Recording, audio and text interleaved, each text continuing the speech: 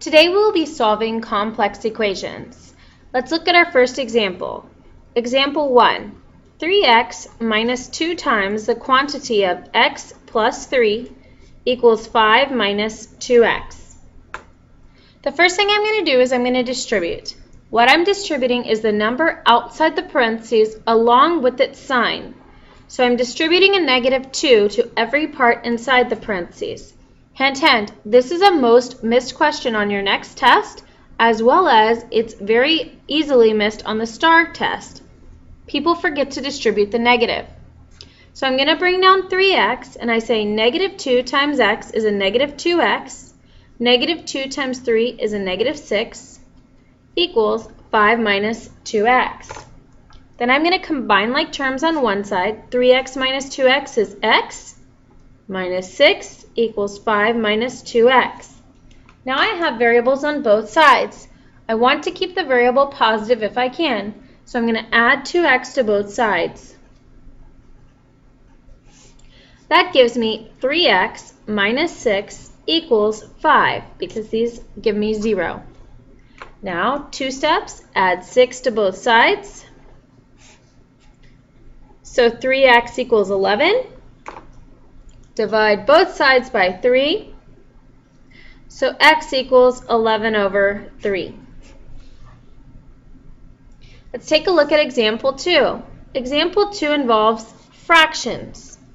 So example 2 is 2/3 p plus 1/5 equals 4/5. We first need to get rid of the fraction in order to easily solve.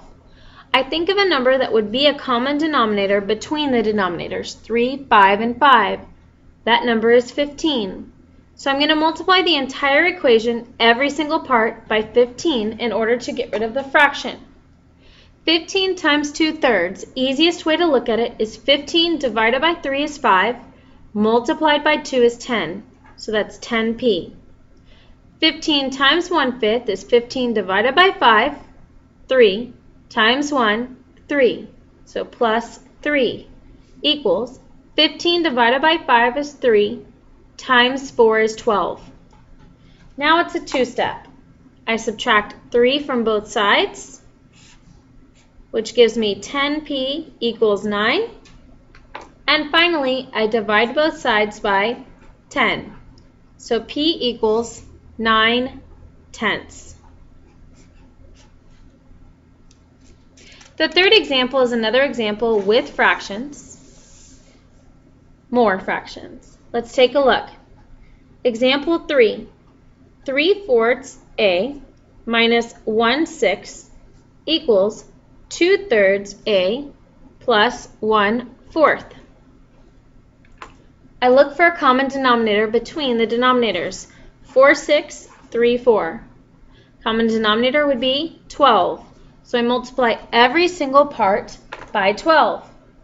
Easiest way, 12 times 3/4 is 12 divided by 4, 3, times 3, 9, so 9a. 12 divided by 6, 2, times 1 is still 2, so minus 2 equals 12 times 2/3 is 12 divided by 3, 4, times 2, 8, 8a. Then 12 times 1/4 is 12 divided by 4, which is 3, times 1 is 3. Then I have variables on both sides, so I'm going to subtract 8a from both sides. That gives me nothing except for 3 on the right. I have a minus 2 on the left. Then I'm going to add 2 to both sides. A equals 5. And we'll work more with complex equations tomorrow.